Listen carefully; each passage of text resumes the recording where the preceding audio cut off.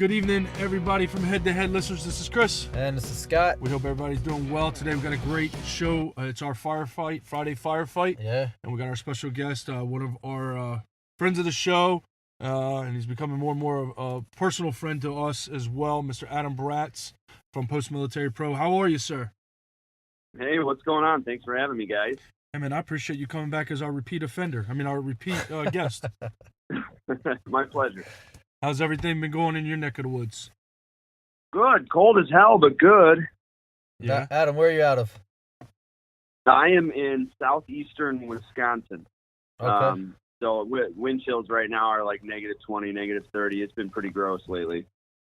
Okay. Wow. Yeah, we had in the negative single digits on Monday, and now it's about 55 degrees. Yeah, I'll take that. Yeah, I'll take that any day. Sure. So that's where we've been at. But so what's going on with Post Military Pro? What anything new going on? I know you had some articles there. We put it out there. You got a lot of hits on your so-called interview here with us, and anything moving forward with that? New articles and things on that? You know, I think I've just been trying to be more consistent with sharing the stuff because, I kind of realized that, I've got, since it launched in April, there's been 25 articles that, like spotlight articles, the feature articles. And after you post it, it doesn't have to die there. Right. It's and none of it's really time-sensitive material. If you just, depends on how you write it. Obviously, like, for example, I did an article about that. Did you guys see the hand puppet re-enlistment? Right. What? No, I have not seen that. You seen it? Oh, my gosh. Okay. It was a firestorm a couple months ago. It was an Air Force senior NCO had re-enlisted with a hand puppet on her hand, and the hand puppet was doing the oath of re-enlistment. Nope. And then there was that's not true. Lies and deceit already. Lies and deceit, bro. There's enough of that going on in this world, brother. What's that? I said lies and deceit. That's not even true. That's true? That's a true story? The video was all over the internet, man. So she had done the re-enlistment with the hand puppet. She was like saying the words out of the side of her mouth and then moving the mouth of the hand puppet. So it was doing the oath of enlistment. So everybody freaks out and everybody says it's a disgrace to everyone that served and blah blah blah. 15 other people do the Air Force. People just lost their dang minds, and then it turned out. Then there was, obviously, as with any outrage, then there's the counter outrage. People that are outraged at the people that are outraged. And it turns out she was doing that for like her daughter or something, but the damage had already been done. Right. Her and then the first sergeant that recorded the thing were both separated. Right. Yeah, their careers ended immediately. Well, I mean, there is some professional military bearing that we were all taught on our ways in and out of the military. Yep. You gotta hold true to that no matter what. But I agree. So, how did your article get received? Well, it actually got passed around, a little bit, because I think my article was mostly just about like everybody relax. Yeah, it was a boneheaded thing to do. Obviously, it was not up to our standard of military decorum, and taking the video was dumb. Sharing the video was dumb, but like their careers deserve to end over this, and I kind of wanted to draw a bigger allegory to the outrage versus counter outrage that just is our online social media news cycle. Mm-hmm. Anyways, the title of the article was the hand puppet re-enlistment 1 month later, and which kind of pigeonholed the article to it was time bound at that point. So I changed the title and shared it again, and it just brought it more life. So long story short, what I'm trying to do is get more mileage out of the articles, just so more people have an opportunity to read them and maybe potentially, ideally, be helped by the information that's in there. Obviously, this was more of a social commentary than anything, but right. Just trying to get more mileage and more outreach, and trying to leverage my LinkedIn, kind of my connections there to get the word out as well. And I'm kind of an SEO novice. So, I mean, I wanted to pick you guys' brain. Your podcast is just blowing up. I mean, obviously, you're getting the followers. You're getting is it just, the old marketing adage, consistency over time? Or do you have any secrets? Elbow grease, man. We were talking about it on, I think, Monday's or Wednesday's episode. I'm personally, I know Chris is too, we're exhausted, and that's a good thing, right? We're chasing it. We're trying every day to get this done. I think we need a little more whiskey in our lives. I think we need a little more beer in our lives to help wash this down. But no, it is a lot of elbow grease out there. I mean, it's a hustle like anything else to really get your name out there and actually speak to people. But one thing we're learning is people love to be have communication. So that's really where we're taking our deep dives. Well, it's a lost art. Yeah, it is. It's a lost art. It really Communicating is. with people, talking I mean, to people. just saying hi. I mean, I'll be honest with you, the stupidest thing in the world. No, it is. I'm going to tell it. So Muscle and Fitness on Twitter posted 35 years. Hulkamania came alive 35 years ago. Well, I posted on there. I put, yeah, buddy, and I put Hulkamania workout set. Who had it? I put I did, and I'll be honest with you. You know how many people saw that tweet? And it's a lot for me because we're new to Twitter. It's just about a weekend. 18,000 people saw that tweet. Holy cow! That's what I said, man. So you don't even know what's coming and going, what really is effective, what people are seeing. But it's just like you. Sometimes you'll be scrolling through something and you just see a picture, you see some verbiage, and at that point you're like, okay, now I took that in my brain. It's for Head2Head podcast, yada yada, and that's what's happening. So yeah, you just got to keep that hustle and keep pushing, going forward. Yeah, it's about finding your narrative too, Adam. We see, and you just discussed a piece here. Ours has changed 3 times already. You discussed an article here that some NCO getting ready to reenlist thought it was funny, humorous, or maybe that individual actually had a real reason to wake up that morning before going into reenlistment, putting on that uniform and putting hand puppets on their hand and doing it. So the narrative, people are quick to slice and dice, and other people are quick to come to defense, but nobody wants to have that conversation. They want to point the fingers. Similar incident just happened here, and it's still hitting the waves. Is this Nathan Phillips, this Native American, and this let's call it, what it is, white teenage male who's wearing a red and white cap that happens to be a pro-Trump supporter. That's the thing, that the narrative now is Native American gets harassed by the white kid wearing the hat, and come to find out, there's a lot more to that overall narrative in the story than what the media jumped on, and what I find is a disgraceful tactic to personally, it's almost like out of spite for a certain individual, and I'll leave it at that. But the narrative is just so twisted. So when you reach out to did you see the third video? There's a third video? I've seen 2 videos. Yeah. What's the third There's video? a third video. I guess, and I'm not.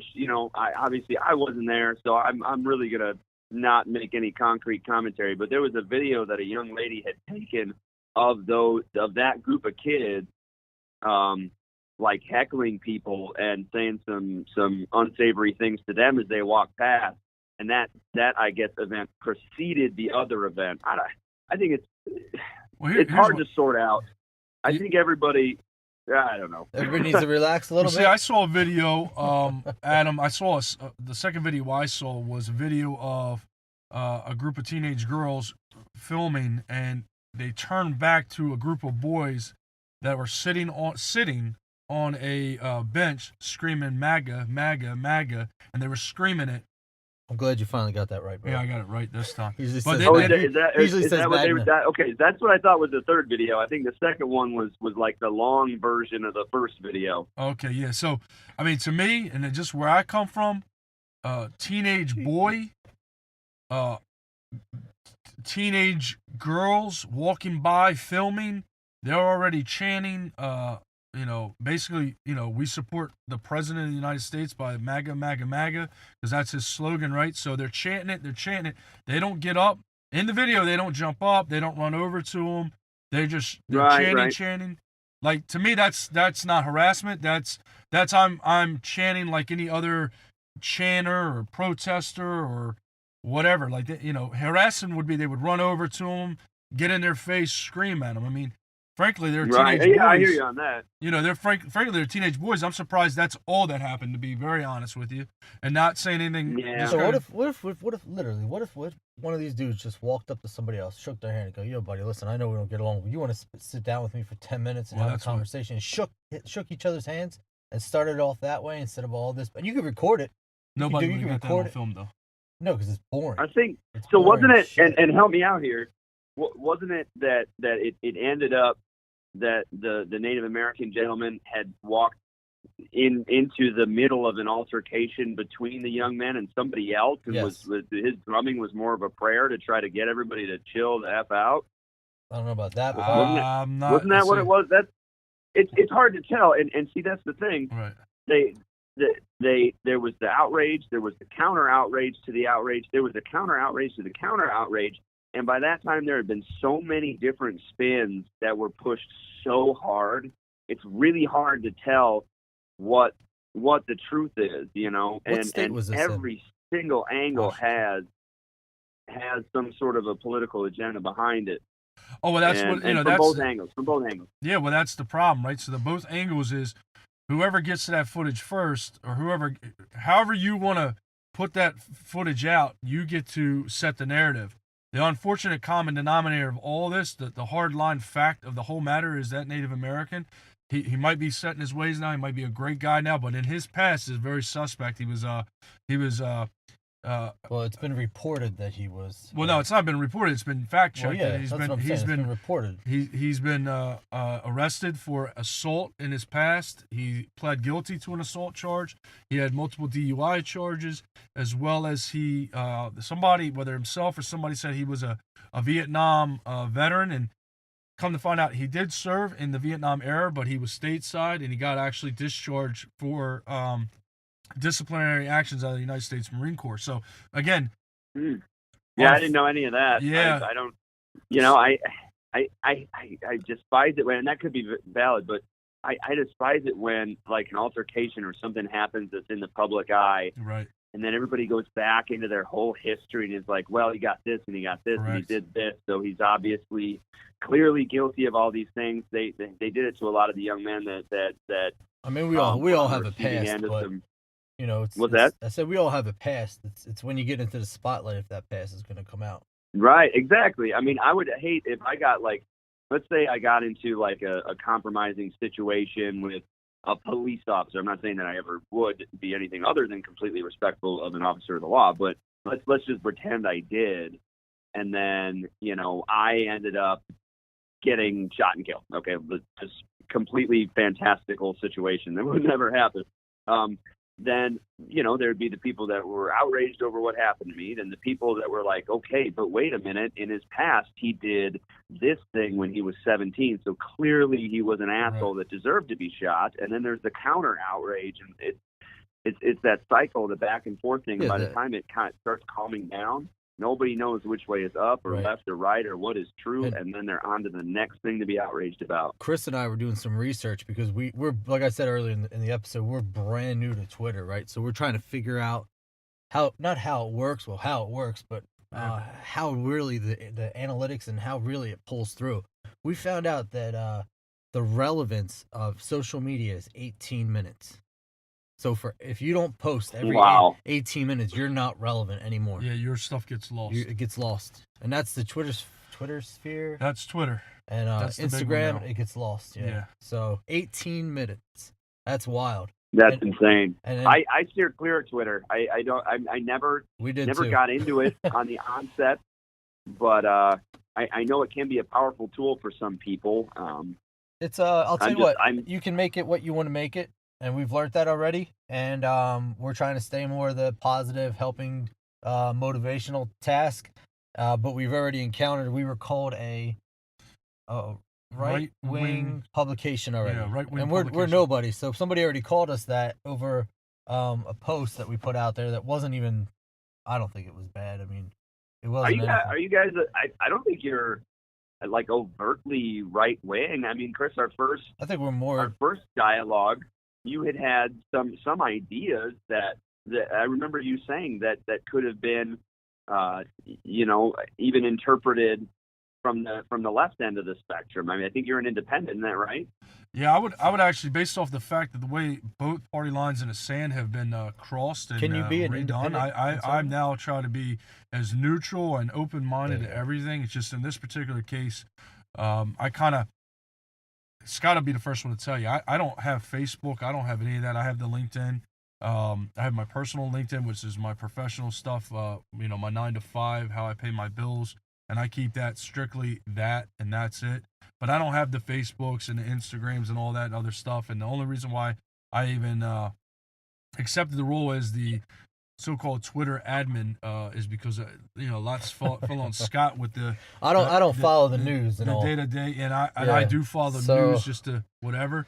But I went down the rabbit hole yesterday just off of some conversation I saw in Dialogue about the shutdown and all that. And for us here at Head2Head, the shutdown affects us in the different ways. We got these federal employees working for free. Obviously, they're going to get their money back and all that, but Uncle Sam and taxpayers and the bill payers and the mortgage companies, they don't want to hear that. And then you got these high-ranking officials saying, I don't understand why they're hurting for money. They should have a savings account. And then you got the other people saying, they got to go to the soup. So it's all relevant to what we're trying to accomplish here at Head2Head is bring awareness and bring resources. And I kind of went down a rabbit hole of. If you just hit it on the head, brother, everybody's projecting their own narrative onto others. Like, go get soup. You should have a savings account. Because that's what you have. Right. So I get that. You're hitting nail on the head, man, with everything going on right now in the world. Yeah. So for me and Scott, Adam, to answer that question, yeah, I would say at this point I am more independent. Independent conservative. Yeah, and I just. Well, what I want is I want to right by our military, and I want to right by people in general. And I think something as simple as paying our federal workers while people that are still getting paid and people that are career politicians, there's a thing called direct deposit, Adam. And if you know something I don't know about direct deposit or whatever. Yeah, somebody has to hit that switch. I don't know why we can't just pay these people until these people get their act together and get. Well, did you hear? It just happened. I mean, it just dropped like an hour ago. I guess there's been a proposal. I guess the president had indicated that he would sign a 3-week opening of the government. So everybody that's been furloughed and everybody that's been held without pay are going to get their pay ASAP, and the government will reopen for the next 3 weekends. It's a 3 weeks, so they have an opportunity to strike a deal. That's what I heard. I did see something like that, and the rabbit hole I went down yesterday was basically how one party keeps knocking it down, the other party wants what they want, and nobody can get on the same page. And at the end of the day, whether you're Republican or Democrat, we all have to come together and say who's losing here. Well, the American people may be or may not be losing against this border security. Financially, that's fine. Workers, we'll have that conversation. But who's losing is people not getting their paycheck, and that's who we need to take care of. Yeah. And to avoid these shutdowns at Philadelphia Airport, Newark Airport that happened, and which kind of pushed the president to go ahead and open this up. Because once the airport starts shutting down, now you really got problems. So So yeah, I did see a little bit about that. My only concern is it's going to be a repeat in 3 weeks. Well, in 3 weeks, is it going to be a repeat? Because what happens is, and the rabbit hole I came in yesterday is, regardless of what side, you should have the side of let's have open conversation about what's needed and come to a complete understanding and agreement, and then actually do something about it. Yeah. Not say we're going to. I think the problem in this case is one side is 100% we need a wall, and the other side 100% no wall under any circumstances. Right. And there's not like you can't do half a wall. That's the half of the idea. Challenge accepted, sir. Yeah. We've been a 3-foot wall. We'll call it a day. Yeah, I saw a video of a reporter, an independent reporter that went down the border. His name is Charlie. I could find it here. Oh yeah, Charlie on the internet. We all know him. Well, no, I mean people do know him. He. I'm gonna get his name here while we're talking. But basically, what he did is he went over to the border, to a section of the border, and literally just walked through country lines. In other words, there was nothing stopping him other than a couple pieces of iron sitting on some sand. Yeah. He walked right through it. It was those things they had on D-Day beaches from 1940. Yeah, I mean, they were rusted. They were whatever. They weren't big at all. X's. And he just... And then they're sharing videos of people, like, just climbing over fences and sawing through fences. And, I mean, it's crazy. I mean, again, I don't want to... Tunneling underground. Yeah, I mean... Charlie Kirk is his name. Charlie Kirk. He put the video, and I don't know Charlie at all. I just saw his video about it, and it really struck me. It's like, well, wait a minute here. That's actually I think that's a problem.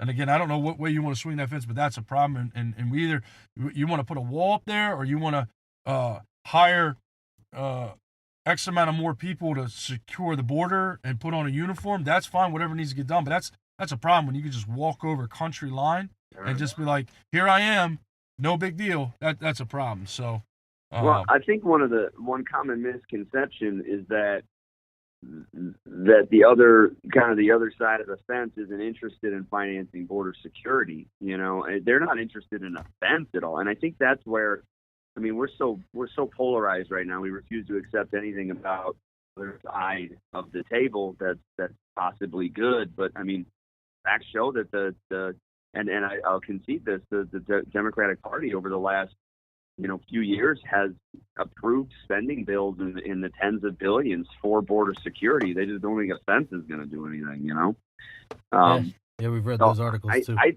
think, I think as is typical with most things, and this is my unsolicited opinion, but, the truth is somewhere in the middle, or the answer is somewhere in the middle, I'm sure. The problem is we're never going to get there with how polarized we've become. Yep. Well, it's a shame. That's why I hang out in the independent land. There you go. And it's a shame that you yourself then would be an independent, and I'm sure you have some ideas that some people could think are liberal ideas, and you could have some ideas that people think are conservative. But the second you outwardly express that you might have an opinion that could be branded as conservative, everybody has you labeled as a right way. Right. Your whole life is that. Or the other way around. I have some ideas that could be considered liberal ideas. I have some ideas that could be considered conservative ideas. Mm-hmm. And either way, the second I open my mouth and let one of those things out, I am branded as being on a team. Yep. And there's no love. It's like the Packers and the Bears from back in the day, man. There's no love lost, and there's no compromise. And it's a shame. Well, I equate the whole situation for the president of the United States, and that's a subject all in itself when people just continue to call him by, Donald Trump. It should be President Trump at the very least, Mr. President, something like that. I think he's, at this point, whether you agree or don't agree, he that's his role, that's his title. So that's actually a pet peeve of mine when I hear some of these people come on, but and not on our show, but just on out there in the media, they just call him like they know him, like they're smoking buddies, and I don't think that's appropriate. But I equate the whole situation as an interview, right? So if I want the job and I miss my chance to negotiate my salary, and I just take that $40,000 a year job or whatever it might be, and I show up to work that next day, I don't get to then go up to him and say, well, you know what, I took the job, but I want to negotiate my salary. No, you already lost your chance on that. My point of that is that if he caves in and goes, you're right, we're not going to talk about wall, or we're just going to do this, then that means that he pretty much conceded everything that he wants to try to get accomplished, whether you agree with it or you don't, and vice versa too, right? On that side, it's the same difference. So again, going back to the whole part, it's the narrative. And instead of listening to somebody's narrative, why don't we just come together as human beings and have a conversation? And this drumming people through the mud. I mean, you can go back and see Nancy Pelosi, 2008. She's talking about how she doesn't want illegals in this country, and we do need a wall. What kind of contradicts what she's saying 11 years later now, which kind of puts a black eye on this whole narrative here. So is it despite an individual because you're loath for that person, or do you actually have other ideas? And I'm really interested in the other ideas, because I don't want to believe all this mess has been out of spite for one person. I just don't want to believe that. But but let's go over to another topic here, because I was going to switch gears because Scott pointed Friday. something out. You sent in a picture of yourself all crossed-armed, and you're looking like Hulkamania yourself. So we wanted to figure out, what are you doing, if you're doing it all, or if it's just a hoodie? And if it's just a hoodie, where can I get mine? Because, brother, I'm gonna tell you right now, brother, this is no whatever, but you're doing something right in the gym, brother. You're getting it in the gym, and I just need to know. You got that twinkle when he stands there. Ding. No, he's got that. Yeah, he's got that. Yeah. He's got that. Right up, glimmer off the teeth. Yeah, the glimmer. Yeah, he's just like, bang, muscle. I muscle appreciate you guys saying that. That's really kind. Maybe it's the hoodie effect a little bit. I mean, I do try to. I'll take two. I do get my listing on in my warehouse, in the warehouse where I work rather. we have a loft that has pretty much a full gym up there because we get stuff off jobs that people don't want anymore. Sounds we throw them up there and just we got like a Olympic flat bench. We got an incline rack. We got some Nautilus machines. We got treadmills. All right. It's this kind of hodgepodge of stuff, and so we try to work out. We try to be consistency over time. Right. So we've been trying to just be consistent, and I've been enjoying lifting as kind of part of my life for quite some time with varying levels of commitment. Sometimes I'll be really committed and then I'll get busy and not committed. Yeah, that happens to a lot of us. Yeah, man. I mean, I feel like I could write the book on getting back in shape. Because I've done it like 400 times. I just, if you want somebody to tell you how to stay in shape and to be disciplined and vigilant, I'm not your guy. I appreciate that. Yes. So what is a typical workout for Adam? How do you get that going? I mean, are you doing heavy lifting, or are you just a volume guy, or kind of feel it out because it's Monday and you just got the coffee and you go? How does it work? Well, I try to. So I used to split workouts by body parts, like when I was in college and in the Air Force and whatnot, so I had like a chest and tries day and a back and butt. Yeah, exactly. and I tried various random variations, but with the way that kind of my life and career is shaped out right now, I can't rely upon if I block out time to go to the gym, there's a good chance that something's going to pop up and I'm not going to be able to do it. And I may miss a day or whatever. So I actually started doing full body workout, full body lift every time. Just in case. And there's actually some science behind that actually being pretty good for your metabolism, as long as you don't overtrain everything. Keep it within the same time. So I try to hit everything, head to toe, and sometimes I'll pick a different focus area. I feel like I need to work more on my tries today or whatever. But I like to I mix it up and I like to alternate. So I'll try to do a 1 rep max. If I'm doing flat bench, for example, I'll do a 1 rep max, and then I'll try to develop that over a period of time until I hit a wall. Dare we even ask what that is at this point? Or are we going to be embarrassed on this side of the microphone? No, I think 315 could go up one time. Okay. All right. That's a good deal. Yeah. That's good, man. So, no, I mean, there's plenty of people my size that can lift 400 or 500 pounds that are my, my weight or whatever. Pound for pound, I'm not that strong, really. Because I'm heavy, I'm dense, Right. So really, strength has never really been my strong suit. I just enjoy trying to get a little bit better each day, and but so I'll try to do a 1 rep max, and then after a couple of weeks when I hit a wall, I'm not progressing anywhere, then I'll move to 3x3s, and then I hit a wall, then I'll go to 5x5s, Makes sense. and then I'll do a pyramid, and then once I hit a wall there, I'll go back to 1 rep maxes and just try to mix that up. And that's how I actually got that from a guy named Sergeant Clark when I was in the Air Force. He was a monster. Oh my goodness, that was his thing. He's like, you do this until you hit a wall, then you move on to the other thing, and just be consistent and vigilant about it. And that's how he got super strong. He's way stronger than me. All right. But I enjoy doing it. It's fun. I try to do as much as I can. Sometimes I'll go way longer than I want without doing physical activity. I haven't been doing cardio, man. My cardio is bad. I put on a lot of good weight, but I put on a lot of bad stuff around my gut too, which I got to do something about soon. Hey, it's coming, man. It's winter time, so you can get. Well, actually, it's January. Winter's going to be over here in about 2 months, so you can start. No, not up here. It'll be over in May up here. Yeah, I mean that's we're actually. shitty. I think the rumor mill here is we're going to be up in Chicago in April, bud. So I don't know where that is in relative to you. I know it touching states. You're going to be in Chicago in April? Yeah, we're gonna be down there. We're gonna try to head up Wrigley's Field and see the Cubs game. Probably, I love hockey. Probably you love hockey. Yeah. It's this guy. Oh, brother, I'm an hour north of you in Chicago. Right. We will make not that happen. that far away. I'll let you pay for our taxi ride up there.